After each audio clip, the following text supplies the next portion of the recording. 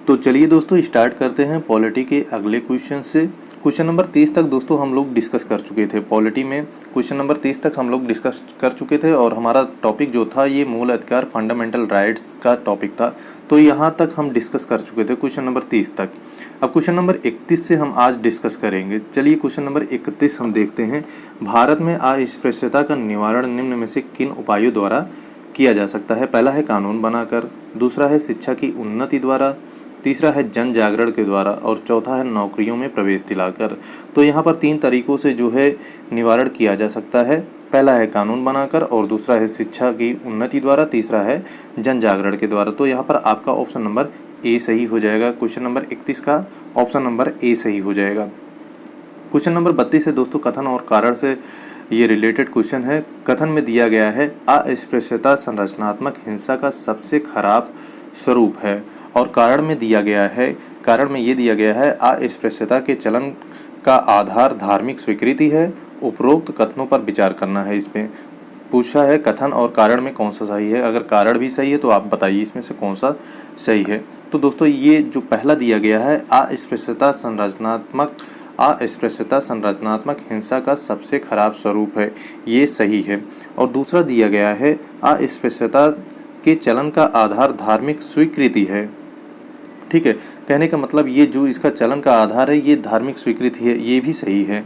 यानी कि ये कथन भी सही है और कारण भी सही है और ये दोनों इसका स्पष्टीकरण भी कर रहा है। कारण कथन का स्पष्टीकरण भी कर रहा है। तो यहाँ पर आपका ऑप्शन नंबर ए सही हो जाएगा। क्वेश्चन नंबर अगला देखते हैं। क्वेश्चन नंबर 33 है। 33 में आपका दिया गया है भारतीय संविधान के निम्नलिखित अनुच्छेदों में से कौन भिन्न वर्ग में आता है?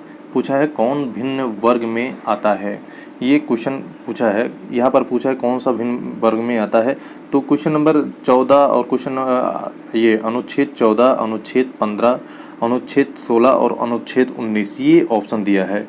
लेकिन दोस्तों ये 4 के चारों ऑप्शन नहीं होंगे। अब क्यों नहीं होंगे इसमें हम आपको बता दे रहे हैं। इसमें देख लीजिए ये दिया गया है दिए गए अनुच्छेदों में अनुच्छेद 19 से अन्य भिन्न वर्ग आता है। यह स्वतंत्रता का अधिकार का वर्णन करता है, जबकि अन्य तीनों अनुच्छेद 14, 15 और 16 समता का अधिकार का वर्णन करते हैं। और एक अन्य दृष्टि से देखें तो 15, 16 और 19 केवल नागरिकों के लिए है, जबकि 14 सभी के लिए है। जो है 15, 16, 19, 29 और 30 ये अनुच्छेद सिर्फ भारतीय नागरिकों के लिए ही बने हैं। 15 और 16 है और 19 है और 29 है, 30 है। ये 3, 2, 5 आर्टिकल ऐसे हैं जो कि भारतीय नागरिक के लिए बने हैं, जबकि अनुच्छेद 14 जो है वो सभी नागरिकों के लिए बने हैं, यानी कि चाहे वो भारतीय हो या गैर भारतीय हो। तो इस हिसाब से ये क्वेश्चन जो है इसमें विकल्प में नहीं आया है। तो अगला क्वेश्चन है, क्वेश्चन नंबर 34 है। भारतीय संविधान में स्वतंत्रता का अधिकार 4 अनुच्छेदों द्वारा प्रदान किया गया है। कौन कौन से 4 अनुच्छेदों द्वारा प्रदान किया गया है? यहाँ पर आपका ऑप्शन नंबर ए सही हो जाएगा। 19 से 22 तक में जो है भारतीय संविधान में स्वतंत्रता का अधिकार का वर्णन किया गया है। ऑप्शन नंबर आपका ए सही हो जाएगा। अगला क्वेश्चन देखते हैं। क्वेश्चन नंबर 35 है। 35 में कहा है दोस्तों भारतीय संविधान के किस अनुच्छेद में भाषण एवं अभिव्यक्ति की स्वतंत्रता के मूल अधिकार का प्रावधान है? यहाँ पर पूछा है भाषण एवं अभिव्यक्ति की स्वतंत्रता के मूल अधिकार का प्रावधान है। ये पूछा है कौन से अनुच्छेद में है? ये अनुच्छेद नंबर 19 में है। ठीक है, 19 में बताया गया है अभिव्यक्ति और भाषण का स्वतंत्रता का अधिकार इसमें बताया गया है। ये उत्तराखंड प्री में 2007 में आया हुआ ये क्वेश्चन है। क्वेश्चन नंबर 36 है। भारत के संविधान का निम्नलिखित में से कौन सा अनुच्छेद प्रेस की स्वतंत्रता से संबंधित है? यहाँ पर प्रेस की स्वतंत्रता से संबंधित कौन सा अनुच्छेद है ये बताया गया है। यहाँ पर अनुच्छेद 19 हो जाएगा जो कि प्रेस की स्वतंत्रता से संबंधित है। ठीक है, संविधान में जो प्रत्यक्ष रूप से प्रेस की स्वतंत्रता का जो उल्लेख है वो नहीं है, स्वतंत्रता का उल्लेख नहीं है प्रत्यक्ष रूप से। लेकिन अनुच्छेद 19 के 1 के क में ये बताया गया है कि वाक स्वातंत्र और अभिव्यक्ति स्वातंत्र के अधिकार में न्यायालय द्वारा इसको निहित माना जाता है, प्रेस की स्वतंत्रता को।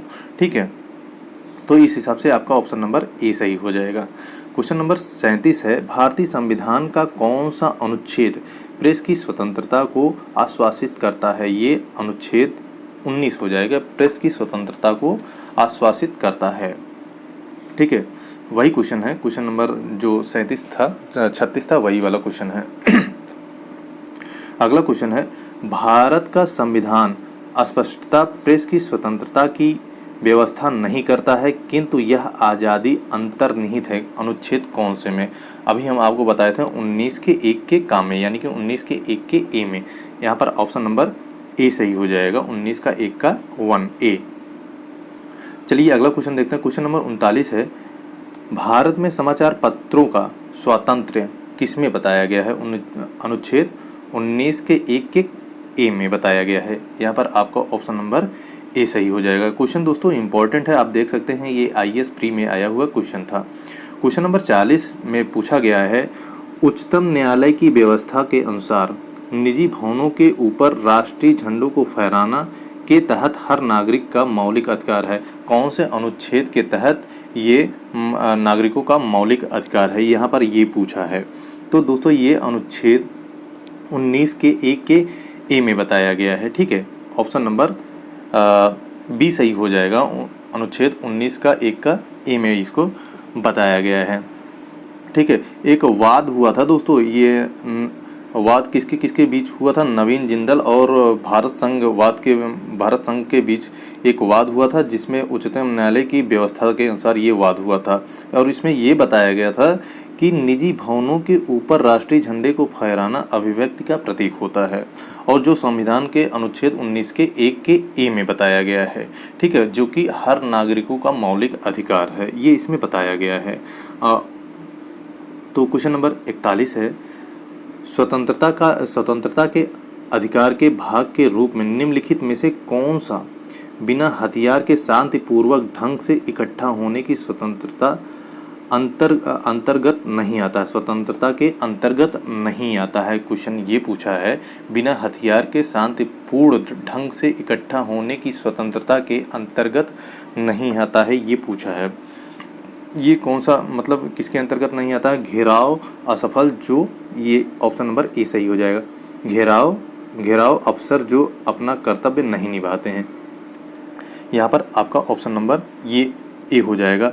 अब ये भी 19 के 1 के ख में इसको बताया गया है कि शांतिपूर्वक और निरायुध सम्मेलन की स्वतंत्रता के अधिकार का इसमें उल्लेख हुआ है, और 19 के 3 में भी ये बताया गया है कि शांतिपूर्ण व निरायुध सम्मेलन की स्वतंत्रता का अधिकार के प्रयोग पर भारत की प्रभुता और अखंडता या लोक व्यवस्था के हितों में युक्त निर्बंधन और अधिरोपित करने वाली विधि बनाने की राज्य को शक्ति दी गई है, ये इसमें बताया गया है। चलिए क्वेश्चन नंबर 42 है।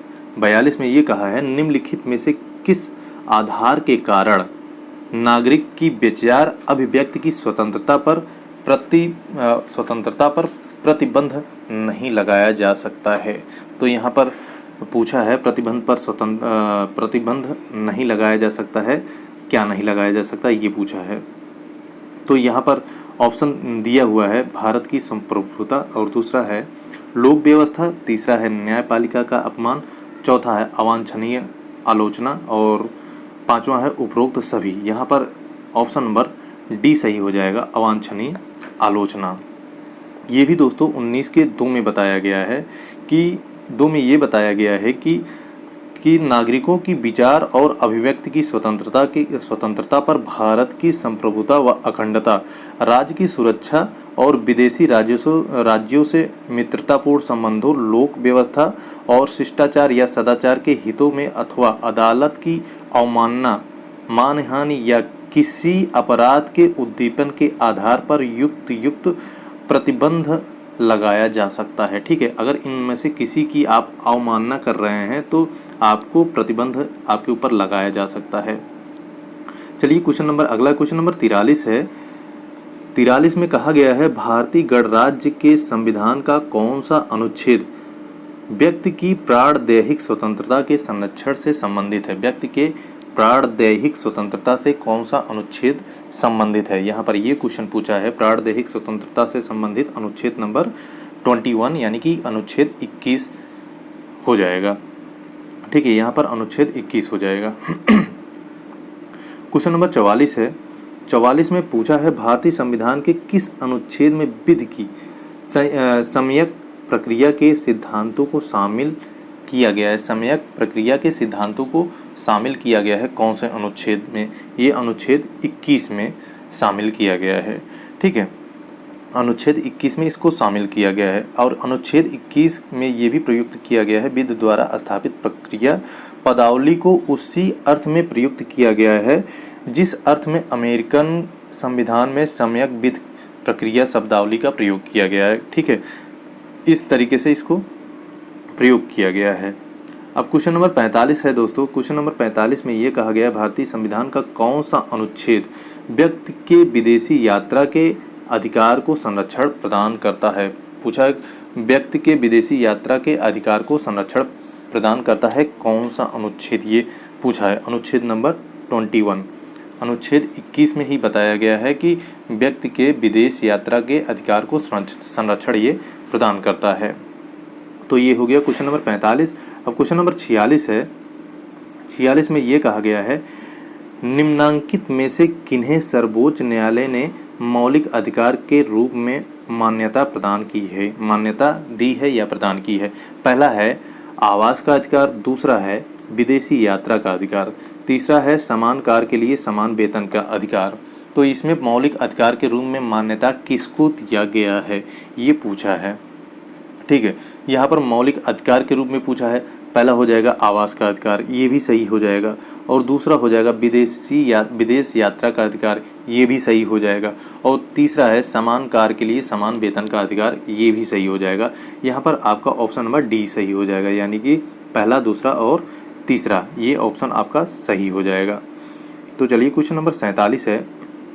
47 में ये कहा गया है कि निम्नलिखित अधिकारों में से कौन सा अधिकार अनुच्छेद 19(1)(d) को अनुच्छेद 21 से मिलाकर पढ़ने पर प्राप्त होता है। अच्छा क्वेश्चन है दोस्तों, ये पूछा है अधिकारों में से कौन सा अधिकार अनुच्छेद 19 के 1 के डी को अनुच्छेद 21 से मिलाकर पढ़ने पर प्राप्त होता है, यानी कि दो अनुच्छेदों को मिलाकर पढ़ने पर ही प्राप्त होता है। ये कौन सा जो है अधिकार है? यहाँ पर ऑप्शन दिया है। ऑप्शन ए है विदेश यात्रा का अधिकार, दूसरा है शरण पाने का अधिकार, तीसरा है एकांतता का अधिकार और चौथा है सूचना प्राप्त करने का अधिकार। ये चार ऑप्शन दिए हैं, तो यहाँ पर कौन सा अधिकार हो जाएगा जो कि दो अनुच्छेदों को मिलाकर पढ़ने से ही प्राप्त होता है? वो ऑप्शन नंबर दोस्तों सी सही हो जाएगा, एकांतता का अधिकार, एकांतता का अधिकार, ऑप्शन नंबर सी सही हो जाएगा यहाँ पर। ठीक है, तो इसको आप दोस्तों डिटेल में पढ़ सकते हैं, ये डिटेल है, हम इसका आपको PDF भी प्रोवाइड कर देंगे, आप डिटेल में इसको पढ़ लीजिएगा। ठीक है, तो चलिए क्वेश्चन नंबर 48 देखते हैं। क्वेश्चन नंबर 48 ये पूछ रहा है निजता के अधिकार को जीवन एवं व्यक्तिगत स्वतंत्रता के अधिकार के अंतर्भूत भाग के रूप में संरक्षित किया जाता है। भारत के संविधान में निम्नलिखित में से किससे उपर्युक्त कथन सही व समुचित ढंग से अर्थित होता है? यानी कि पूछा है निजता के अधिकार को जीवन एवं व्यक्तिगत स्वतंत्रता के अधिकार के अंतर्भूत भाग के रूप में संरक्षित किया गया है, और पूछा है भारत के संविधान में निम्नलिखित में से किससे उपर्युक्त कथन सही व समुचित ढंग से अर्थित होता है। यहाँ पर चार ऑप्शन दिए हैं, चारों में से पूछा है कौन सा अर्थित होता है, तो यहाँ पर हो जाएगा आपका ऑप्शन नंबर सी सही हो जाएगा। अनुच्छेद 21 का भाग 3 में गारंटी की गई स्वतंत्रताएं। ठीक है, ये ऑप्शन नंबर सी सही हो जाएगा। अनुच्छेद 21 एवं भाग 3 में गारंटी की गई स्वतंत्रताएं, ये ऑप्शन नंबर सी हो जाएगा। अनुच्छेद 21 और भाग 3 में गारंटी की गई स्वतंत्रताएं, ये इसमें हो जाएगा। ये दोस्तों IAS प्री 2018 में ये क्वेश्चन पूछा गया है। समझ सकते हैं आप ये कितना अच्छा ये क्वेश्चन हो सकता है। चलिए क्वेश्चन नंबर 49 है। क्वेश्चन नंबर 49 में ये पूछा गया है, भारत के संविधान का अनुच्छेद अपनी पसंद के व्यक्ति से विवाह करने के किसी व्यक्ति के अधिकार को संरक्षण देता है। यानी कि ये क्वेश्चन पूछा है, अगर अपनी पसंद से कोई विवाह करना चाह रहा है तो उसको कौन से अनुच्छेद में उसका व्याख्या किया गया है, यानी कि कौन सा अनुच्छेद उसको अधिकार देता है ये अपनी पसंद से विवाह करने का। तो यहाँ पर अच्छे से पता है सबको, अनुच्छेद नंबर 21, ठीक है। अनुच्छेद नंबर 21 में बताया गया है कि कोई भी व्यक्ति या कोई भी स्त्री या पुरुष अपने पसंद से वो विवाह कर सकता है या कर सकती है, वो अनुच्छेद 21 के अंतर्गत आता है। चलिए क्वेश्चन नंबर 50 है। क्वेश्चन नंबर 50 में ये पूछा गया है, निम्नलिखित में से कौन संविधान के अनुच्छेद 21 के दायरे में नहीं आता है। संविधान के अनुच्छेद के 21 के दायरे में नहीं आता है। पहला है, एक चिकित्सक द्वारा घायल को चिकित्सीय सहायता, ये आता है। और दूसरा है, कार्यस्थल पर महिलाओं का लैंगिक उत्पीड़न, ये भी अनुच्छेद 21 के अंतर्गत आता है। और सी ऑप्शन दिया गया है, पानी की गुणवत्ता को दूषित करना, ये भी अनुच्छेद 21 के अंतर्गत आता है। और डी है मृत्युदंड, ये अनुच्छेद 21 के अंतर्गत नहीं आता है। मृत्युदंड जो है अनुच्छेद 21 के अंतर्गत नहीं आता है। अब यहाँ पर इसका डिटेल भी देख सकते हैं। डिटेल में ये लिखा गया है, जगमोहन सिंह बनाम स्टेट ऑफ उत्तर प्रदेश के मामले में सर्वोच्च न्यायालय की 5 सदस्यीय पीठ ने मृत्युदंड को अनुच्छेद 21 का उल्लंघनकारी मानने से इनकार कर दिया है। और इस तरीके से अनुच्छेद 21 जो है अनुच्छेद 21 मृत्युदंड जो है अनुच्छेद 21 के दायरे में नहीं आता है। क्वेश्चन नंबर 51 है, निम्नलिखित में से कौन सा एक अधिकार राष्ट्रीय आपातकाल तक में भी समाप्त या सीमित नहीं किया जा सकता है। कौन सा एक अधिकार जो कि राष्ट्रीय आपातकाल भी अगर लग जाए तो उसमें समाप्त या उसको सीमित नहीं किया जा सकता है। यहाँ पर कौन सा अधिकार होगा ये पूछा है। सबसे अच्छा ऑप्शन यहाँ पर ऑप्शन नंबर बी सही हो जाएगा, व्यक्तिगत स्वतंत्रता और जीवन का अधिकार, यही सबसे सटीक आंसर हो जाएगा। ऑप्शन नंबर बी सही हो जाएगा। व्यक्तिगत स्वतंत्रता का अधिकार उसको हमेशा बना रहेगा, चाहे कुछ भी हो जाए, और जीवन का भी अधिकार उसको बना रहेगा, चाहे राष्ट्रीय आपातकाल लग जाए, चाहे कुछ भी लग जाए। तो यहाँ पर ऑप्शन नंबर आपका बी सही हो जाएगा, ठीक है। अब अगला क्वेश्चन देखते हैं। क्वेश्चन नंबर 52 है, उच्चतम न्यायालय के किस मामले के निर्णय के कारण संविधान के अनुच्छेद 21 के कार्य क्षेत्र का विस्तार कर शिक्षा के अधिकार को उसमें शामिल किया गया था।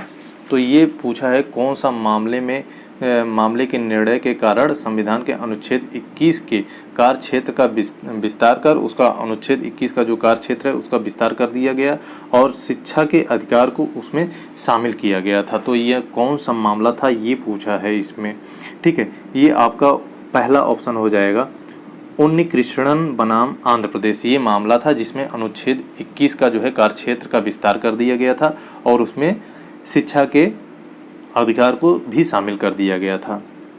तो यहाँ पर आपका ऑप्शन नंबर ए सही हो जाएगा। अब क्वेश्चन नंबर 53 में ये पूछा गया है, 6 वर्ष की आयु से 14 वर्ष की आयु के बीच सभी बच्चों को शिक्षा का अधिकार जो है क्या कहलाता है। ये सभी बच्चों को शिक्षा का अधिकार ये क्या कहलाता है, ये दोस्तों मूल अधिकार कहलाता है, ठीक है।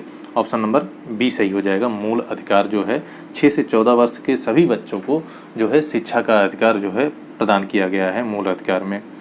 अब क्वेश्चन नंबर 54 है। 54 में ये पूछा गया है, भारतीय संविधान में संशोधन करके शिक्षा का अधिकार कब जोड़ा गया था। ये पूछा है, भारतीय संविधान में संशोधन करके शिक्षा का अधिकार कब जोड़ा गया था। तो ये 1 अप्रैल 2010 को ये शिक्षा का अधिकार जोड़ा गया था। भारतीय संविधान में संशोधन किया गया था तो शिक्षा का अधिकार 1 अप्रैल 2010 को ये जोड़ा गया था, ठीक है। यहाँ पर ऑप्शन नंबर ए सही हो जाएगा। क्वेश्चन नंबर 55 है, निम्नलिखित में से कौन सा एक मानव अधिकार भारतीय संविधान के अंतर्गत मौलिक अधिकार भी है, ठीक है। कौन सा एक मानव अधिकार पूछा है जो कि भारतीय संविधान के अंतर्गत मौलिक अधिकार भी है। ये शिक्षा का अधिकार जो है ये मौलिक अधिकार भी है, ठीक है, मानव अधिकार। ऑप्शन नंबर सी सही हो जाएगा। क्वेश्चन नंबर 56 दोस्तों कथन और कारण से है। कथन में ये कहा गया है 6 से 14 वर्ष के बच्चों को निःशुल्क शिक्षा एवं अनिवार्य शिक्षा प्रदान है। निःशुल्क एवं अनिवार्य शिक्षा प्रदान करेगा, ठीक है, राज्य। ये पहला कथन है। और कारण में क्या दिया गया है? कारण में ये कहा गया है एक प्रजातांत्रिक समाज में शिक्षा का अधिकार मानवाधिकार के रूप में विकास के अधिकार की व्याख्या के लिए अपरिहार्य है, ठीक है। ये इसका कारण दिया गया है। तो दोस्तों यहाँ पर इसका ये जो कथन में दिया गया कथन अभी हम आपको बताए थे 6 से 14 वर्ष के जो भी बच्चे हैं उनको शिक्षा का अधिकार प्राप्त है, ठीक है। ये मानवाधिकार ऐसा है जिसको मौलिक कर्तव्य के रूप में भी जाना जाता है, यानी कि ये और पहला ऑप्शन सही है। और दूसरा है एक प्रजातांत्रिक समाज में शिक्षा का अधिकार मानवाधिकार के रूप में विकास के अधिकार की व्याख्या के लिए अपरिहार्य है। वही है जो कि मूल अधिकार मौलिक कर्तव्य भी है, यानी कि ये भी सही है और ये जो है कथन की व्याख्या कर रहा है। तो यहाँ पर आपका ऑप्शन नंबर ए सही हो जाएगा। क्वेश्चन नंबर 56 का ऑप्शन नंबर ए सही हो जाएगा। अगला क्वेश्चन है, क्वेश्चन नंबर 57 है, भारत के संविधान में शोषण के विरुद्ध का अधिकार द्वारा निम्नलिखित में कौन से परिकल्पित है? पहला है मानव देह का व्यापार और बंधुआ मजदूरी यानी कि बेगारी का निषेध, और दूसरा है अस्पृश्यता का उन्मूलन, तीसरा है अल्पसंख्यकों के हितों की सुरक्षा, और चौथा है कारखानों और खदानों में बच्चों के नियोजन का निषेध। ये दिया है, ये 4 ऑप्शन दिए हैं। चारों में से कौन सा सही हो जाएगा?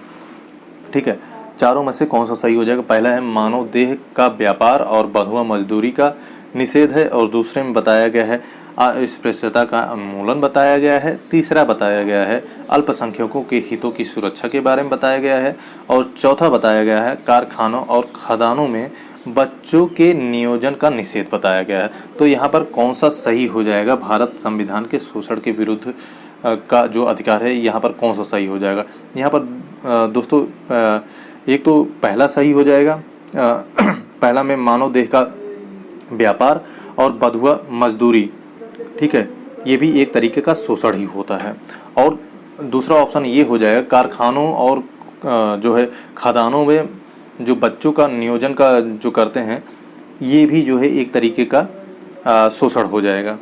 तो यहाँ पर ये जो बच्चों द्वारा काम लिया जाता है, ठीक है, कारखानों और खदानों में, ये भी एक तरीके का शोषण होता है। और जो मानव देह का व्यापार करते हैं या जिसको जो है बांध कर मतलब मजदूरी करवाते हैं, ठीक है, अपने अंडर में रखकर मजदूरी करवाते हैं, पैसा भी नहीं देते हैं, तो ये भी एक तरीके का शोषण हो जाएगा। तो ये ऑप्शन नंबर 1 और 4 सही हो जाएगा, ऑप्शन नंबर सी सही हो जाएगा यहाँ पर, ठीक है।